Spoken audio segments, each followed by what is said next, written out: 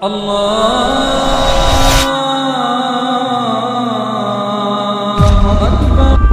orang di antara kita wajib faham dan dia yakini kalimat la ilaha illallah adalah kalimat awal dan akhir dari kehidupan seorang muslim. Dia sangat yakin dan harus dia yakini kalau tidak ada Tuhan yang berhak disembah kecuali Allah. Semua yang ada di langit, di bumi, di kedalaman lautan, dia lihat atau tidak lihat, diciptakan oleh Allah subhanahu wa ta'ala. Dan beruntung orang yang bisa memahami poin ini sehingga dia punya panduan hidup.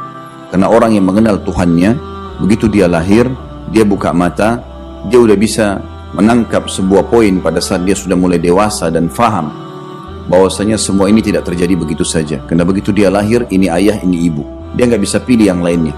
Harus ini ibunya, ini ayahnya. Dan ada variabel hukum di situ. Si ayah dan ibu merasa ini anaknya dan harus bertanggung jawab. Dia tidak bisa menolak juga kalau matanya digunakan untuk melihat, telinga untuk mendengar, hidung untuk menghirup, bibirnya untuk mengucap, lidahnya untuk mengecap, tangannya menjamah, kakinya melangkah. Masing-masing sudah ada fungsi anggota tubuh dan tidak bisa dialih fungsikan. Semua sudah ada fungsinya dan ini tidak mungkin kalau tidak ada pencipta. Bukankah bangunan rumah ini tidak mungkin ada tanpa ada yang membangunnya? Bukankah juga pengeras suara ini atau apa saja tidak mungkin ada kecuali memang ada yang meletakkannya? Maka tidak mungkin sesuatu itu terjadi begitu saja. Seperti yang dikatakan oleh orang-orang ateis. Mereka mengatakan bahwasanya tidak ada Tuhan. Ini semua terjadi begitu saja. Abu Hanifah rahimahullah, salah satu ulama yang masyhur dari 4 madhab, beliau pernah diundang oleh salah satu raja di wilayah Rusia, kalau kita sekarang, zaman dulu Persia, untuk berdebat tentang masalah Islam dan agama atau keyakinan mereka. Bukan agama, mereka tidak punya agama, tapi mereka punya keyakinan tidak ada Tuhan. Semua ini terjadi begitu saja. Maka Abu Hanifah rahimahullah terlambat datang.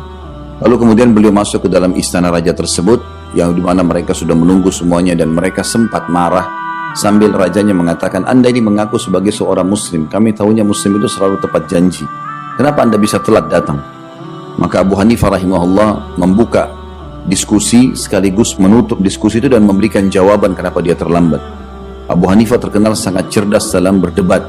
Maka beliau rahimahullah berkata, tadi waktu saya ingin datang ke istana kalian ini, saya melewati sebuah sungai.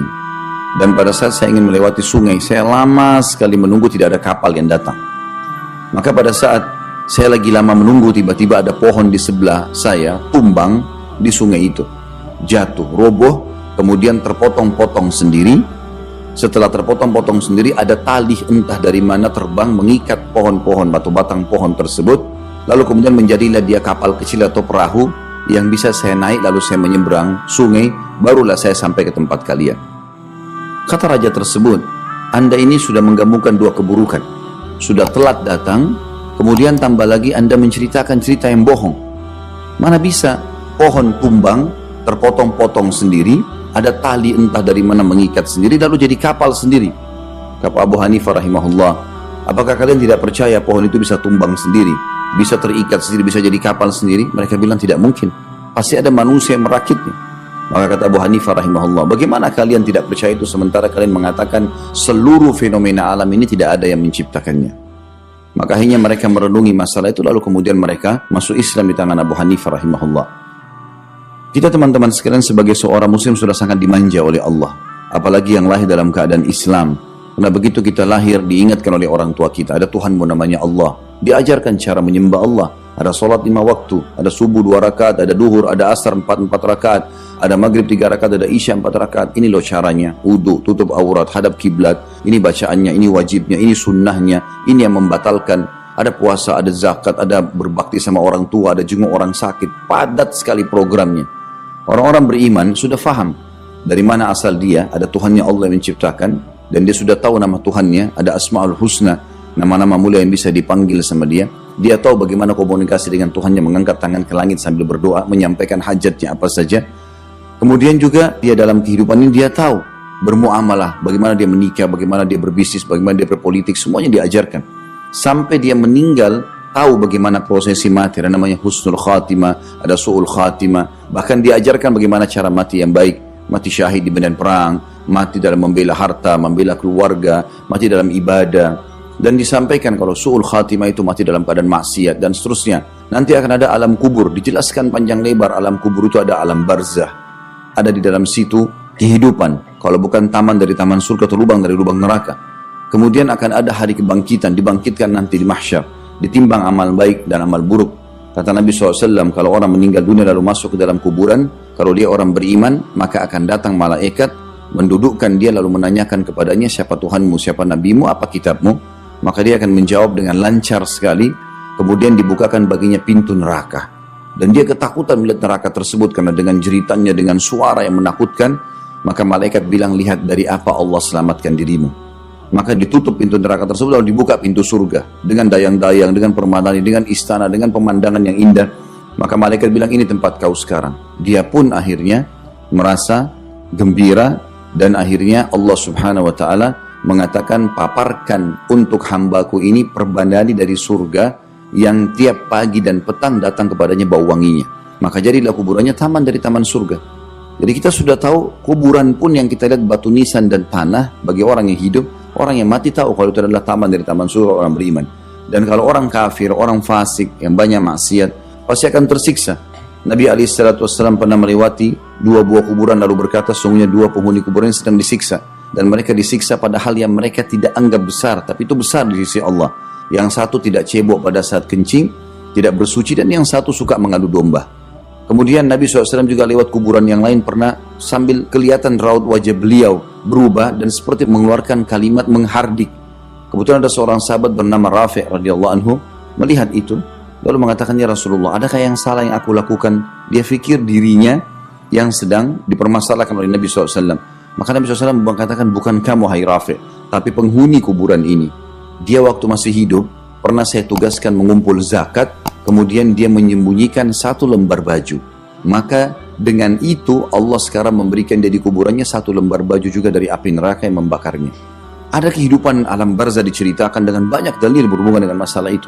Itu juga dengan hari kebangkitan, di hari kiamat. Allah jelaskan, فَمَنْ يَعْمَلْ مِثْقَالَ ذَرَّةٍ خَيْرًا يَرَهُ.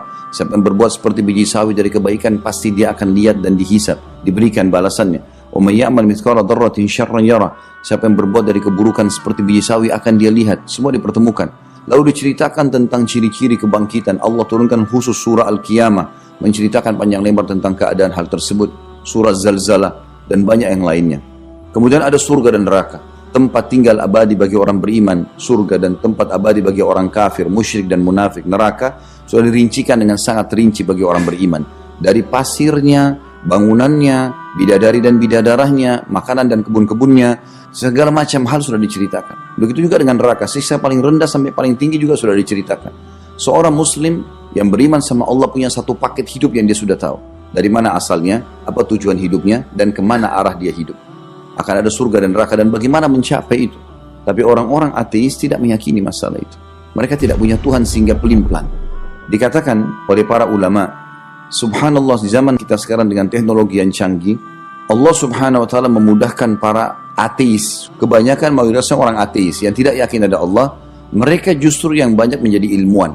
Mereka menjadi ilmuwan, meneliti ke langit, meneliti di bumi, meneliti di dalam lautan. Bahkan mereka sangat menonjol dalam masalah itu. Ulama menanggapi, kenapa harus orang ateis?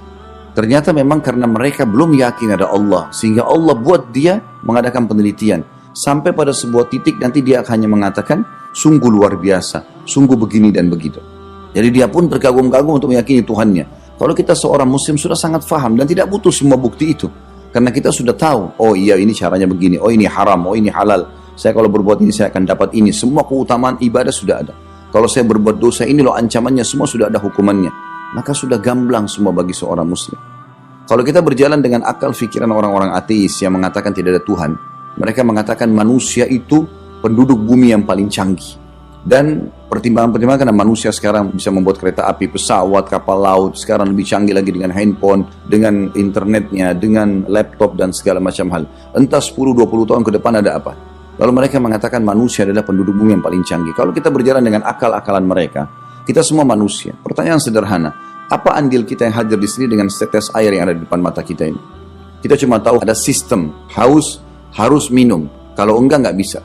Dari mana? Siapa yang ciptakan kita? Kita dari mana asalnya? Air ini dari mana? Dan siapa yang mengajarkan kita harus minum?